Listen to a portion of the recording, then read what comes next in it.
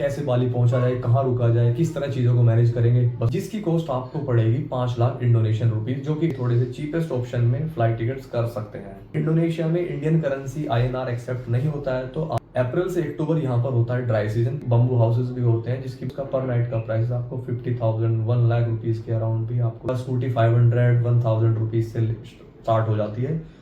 Card ये आ गए, निकाले चलिए निकाल दिया अपना। अच्छा, अब मैं फिर से आपको बता दूं, मैंने जैसे अभी निकाले 3 लाख रुपए और मैंने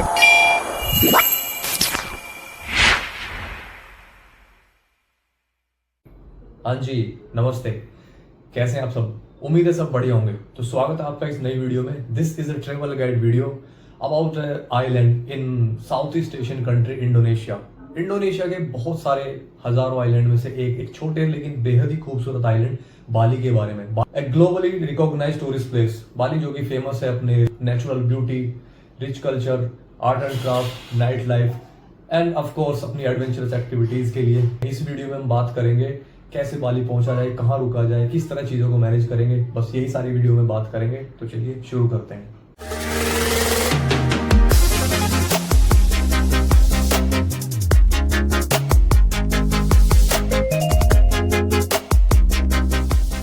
okay, so first thing first, यहाँ पहुंचा कैसे जाए। देखो, इंडोनेशिया एक कंप्लीटली सी रोड कंट्री है, तो यहाँ पर पहुंचने के लिए आपके पास दो ही रास्ते हैं। या तो आप सीवेज को चुने या सबसे मोस्ट इजीएस्ट और कन्वीनियंट वे एयरवेज को चुने। तो अब यहाँ पे हम बात करेंगे फ्लाइट टिकट्स की। तो फ्लाइट टिकट्स करने के लिए आपके पास ऑनलाइन प्लेटफॉर्म में भी आपके पास चॉइसेस होती है। आपके पास गूगल फ्लाइट, पेटीएम या स्काई स्कैनर जैसी वेबसाइट्स, ऑनलाइन वेबसाइट से आप यहाँ से अपनी फ्लाइट टिकट कर सकते हैं। अब क्योंकि बहुत से लोगों का कंसर्न यही रहता है कि वो किस तरह अपने स्पेसिफिक डेट्स पे चुने, या अगर बजट फ्रेंडली ट्रिप आप प्लान कर रहे हैं तो बजट फ्रेंडली के लिए आपको स्काई स्कैनर और गूगल फ्लाइट्स दोनों ही वेबसाइट्स पे आप फ्लेक्सिबल डेट्स पे आप अपने हिसाब से थोड़े से चीपेस्ट ऑप्शन में फ्लाइट टिकट्स कर सकते हैं। अब बात कर लेते हैं जहां पर जाने के लिए रिक्वायरमेंट्स की, आपको किन किन चीजों की जरूरत पड़ने वाली है।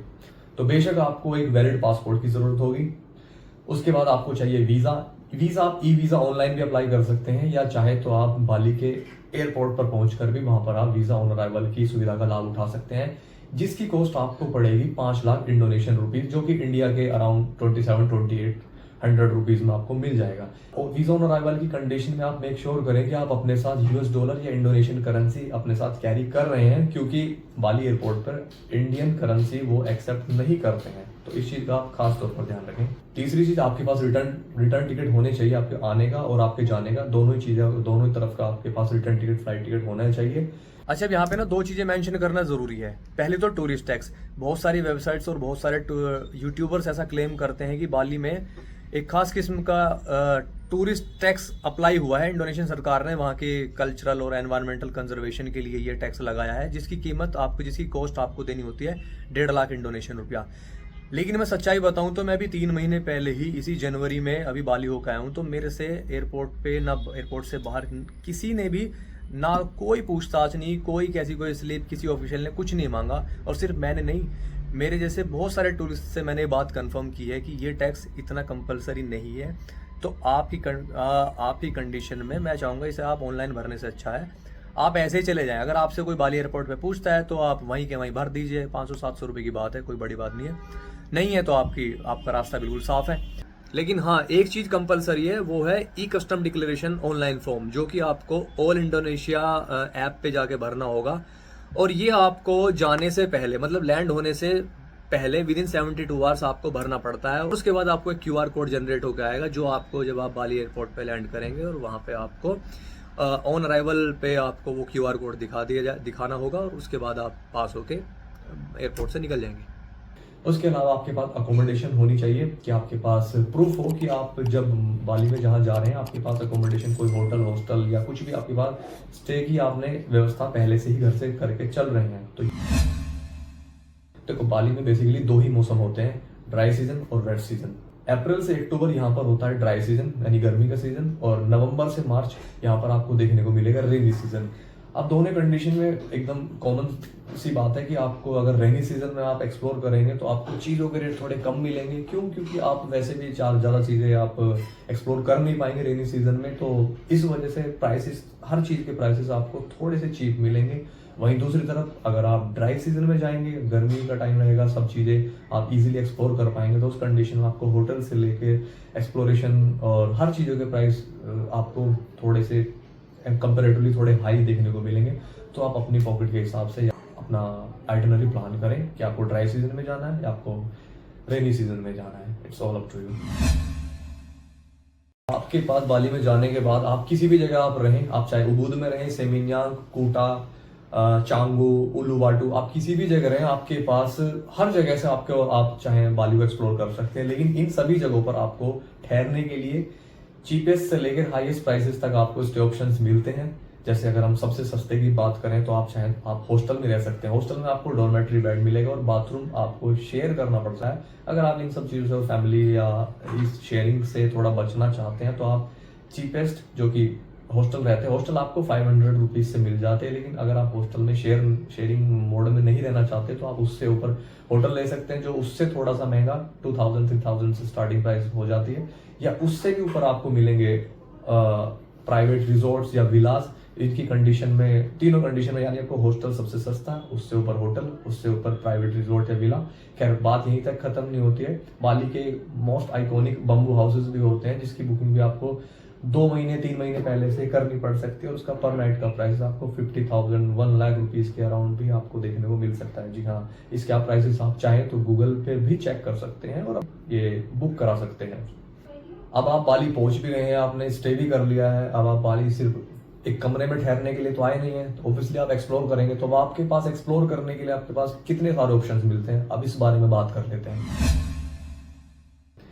सबसे पहला कि आप गोजैक या ग्रैब नाम के, सिमिलरली ओला उबर की तरह बाली में चलती है ग्रैब एंड गोजैक, जहां से आप अपने लिए स्कूटी, बाइक या कार कुछ भी रेंट कर सकते हैं। और साथ ही साथ आप इन्हीं 2 ऐप्स के थ्रू अपने लिए खाना ऑर्डर कर सकते हैं, ग्रोसरी मंगा सकते हैं। मतलब आप जैसे डेली यूज की एसेंशियल चीज़ों की भी ऑर्डर आप इन ऐप से कर सकते हैं। उसके अलावा आप प्राइवेट टैक्सी हायर कर सकते हैं, लोकल एजेंट से बात कीजिए, या अगर आप किसी एजेंसी के थ्रू जा रहे हैं तो वो आपको इस बारे में गाइड कर भी देंगे। या आप लोकली घूमिए, अपने लोकल में जो भी आपको प्राइवेट टैक्सीज मिलती हैं आप उनसे बात कर लीजिए। या आप अपने लिए रेंट भी कर सकते हैं। आपके पास स्कूटी 500-1000 रुपीज से स्टार्ट हो जाती है।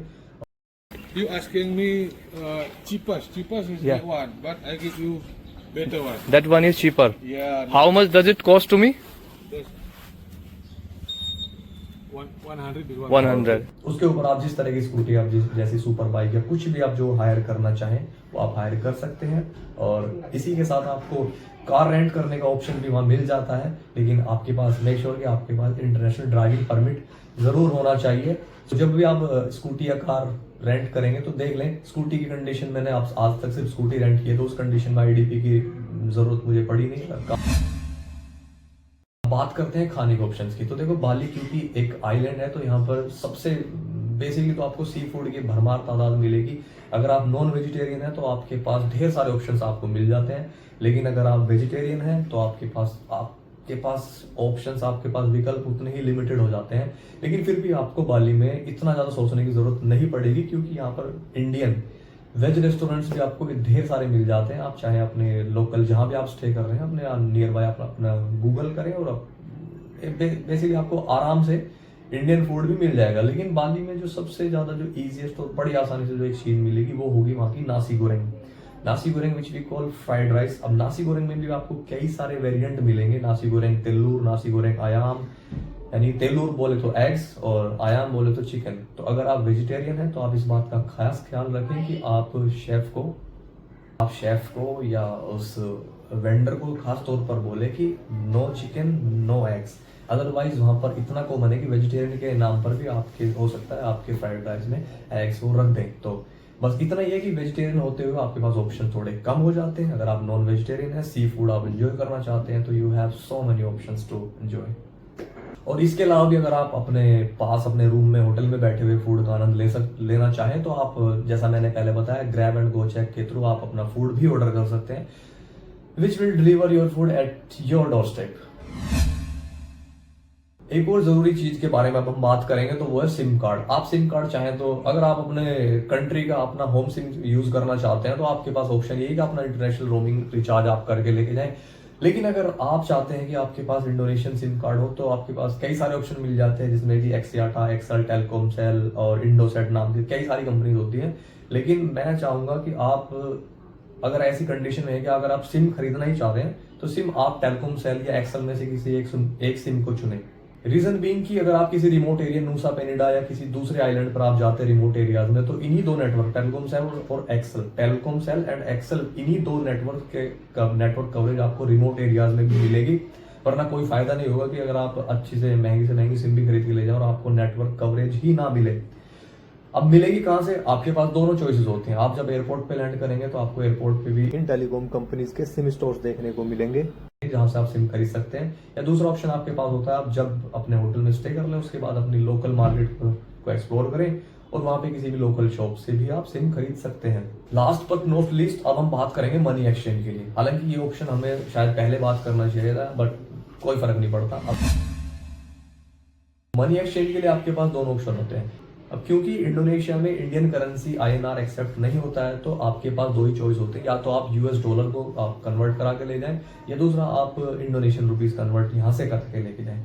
एयरपोर्ट से कराना आपके लिए थोड़ा सा एक्सपेंसिव हो सकता है, एयरपोर्ट हो चाहे इंडिया से हो चाहे इंडोनेशिया में हो, क्योंकि वहां पर आपको रेट थोड़े से बेहतर नहीं मिलेंगे। पर्सनल एक्सपीरियंस भी होगा और आप खुद भी देखेंगे तो अगर आप रेट को कंपेयर करेंगे तो दोनों ही कंडीशन में आप पाएंगे कि एयरपोर्ट से कराया हुआ मनी एक्सचेंज हर बार आपको महंगा ही साबित होगा। तो इसीलिए आई वुड रिकमेंड यू कि आप चाहें तो अपनी होम कंट्री से, मतलब इंडिया से, अपनी होम टाउन से ही एक्सचेंज करा के जाएं, या इतना कैश आप कैरी करके जाएं कि आपको रास्ते भर में एयरपोर्ट्स पे कुछ खाने पीने इन सब के लिए इतना सफिशिएंट अमाउंट आपके पास मनी एक्सचेंज मनी हो कि आपके काम चल जाए और बाकी अमाउंट आप इंडोनेशिया में जाने के बाद अपनी लोकल मार्केट से एक्सचेंज करा लें। एक और ऑप्शन होता है कि अगर आप चाहें तो अपने साथ में फॉरेक्स कार्ड ले जा सकते हैं। फॉरेक्स कार्ड के ऊपर अगर ये थोड़ा लंबा टॉपिक हो जाएगा, इसके बारे में तो हम एक अलग से वीडियो भी बना सकते हैं। खैर, फॉरेक्स कार्ड ले जा सकते हैं, मनी एक्सचेंज आप करा सकते हैं। एयरपोर्ट से मैं रिकमेंड नहीं करूंगा कि आप एयरपोर्ट कहीं भी एयरपोर्ट अपने यहाँ से वहां से कहीं से भी एयरपोर्ट से ना कराएं। अगर आपको अच्छे रेट चाहिए तो लोकल मार्केट से ही लें। दूसरा ऑप्शन फॉरेक्स कार्ड का। और तीसरा ऑप्शन है कि अगर आपके पास डेबिट या क्रेडिट कार्ड है तो उन्हें DC या CC को आप इंटरनेशनली ट्रांजैक्शन आप उसमें अलाउ पहले से ही करके जाएं अपनी होम कंट्री से, क्योंकि हो सकता है कि आप जब कंट्री में इंडोनेशिया में वहां लैंड हो उसके बाद आप वो इंटरनेशनल ट्रांजैक्शन को ऑन ना कर पाए और उस कंडीशन में आप उस इंटरनेशनली अप्रूव्ड डेबिट कार्ड का यूज नहीं कर पाएंगे। अब क्योंकि मैंने दोनों ही टाइम पे दोनों ही चीज़ों का एक्सपीरियंस किया है, मैंने मनी एक्सचेंज भी किया है लोकल मार्केट से और मैंने बाली में ही डेबिट कार्ड से भी मनी विड्रॉल किया है। दोनों ही कंडीशन में मेरे लिए जो चीपेस्ट रास्ता रहा है वो मेरे लिए रहा है मनी विड्रॉल। अब निकालते हैं थोड़ा सा कैश कार्ड, ये आ गए, निकाले चलिए निकाल दिया अपना। अच्छा, अब मैं फिर से आपको बता दूं, मैंने जैसे अभी निकाले 3 लाख रुपए और मैंने बैंक से अपने ट्रांजेक्शन अभी चेक की है तो मेरे अकाउंट से डिडक्ट हुए हैं 1674 रुपए कुछ पैसे। मुझे तो दोनों दिन आज भी और कल भी यही ऑप्शन ज्यादा बेहतर लगा है, मनी एक्सचेंज से बेहतर मुझे ATM कैश विड्रॉल लगा। वैसे जितना मुझे अनुभव हुआ उसके हिसाब से मनी विड्रॉ करना एक चीपेस्ट रास्ता है, तो आप भी ये ट्राई कर सकते हैं। तो बस इस वीडियो में इतना ही, इसको यहीं बाइंड अप करते हैं। और मैंने कोशिश की है कि मैं सभी जरूरी पहलुओं पर बात करूं, लेकिन उसके बावजूद भी अगर कोई ऐसा इश्यू, कोई टॉपिक क्वेरी अगर छूटती है जिसके बारे में अभी भी आपको कोई कंसर्न, कोई क्वेरी है, तो आप कमेंट बॉक्स में जाकर भी अपनी क्वेश्चन क्वेरी को कमेंट कर सकते हैं और मैं कोशिश करूंगा कि आपकी सभी सारी बातों, सभी सारे सवालों का जवाब वहां पर दूं। तो मिलते हैं नई वीडियो में, तब तक अपना ख्याल रखें, स्वस्थ रहें, मस्त रहें। जय हिंद, नमस्ते।